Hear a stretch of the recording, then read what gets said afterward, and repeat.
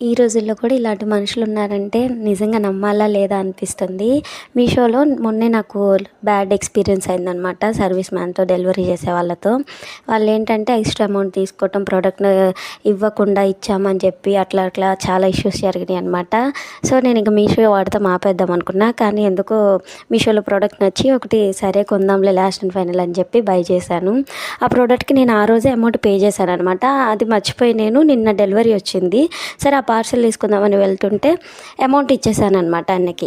అంటే అన్న అన్నారు, లేదమ్మా పే చేసేసారు అని చెప్పారు. నాకు భలే అనిపించింది. ఈ రోజుల్లో కూడా ఇట్లా పే చేశాము అని చెప్పేవాళ్ళు ఉన్నారు. డబ్బులు ఇచ్చారులే అని తీసుకుందామని అనుకోకుండా అన్న మీ డబ్బులు మీరు తీసుకోండి అని చెప్పి రిటర్న్ ఇచ్చారు. నాకు భలే అనిపించింది. ఈరోజు హాలిడే కదా, అందరం ఇంట్లోనే ఉన్నాము. అందరి కోసం నేను దోశలు వేసాను అనమాట. స్పెషల్గా ఎగ్ దోశ వేసాను.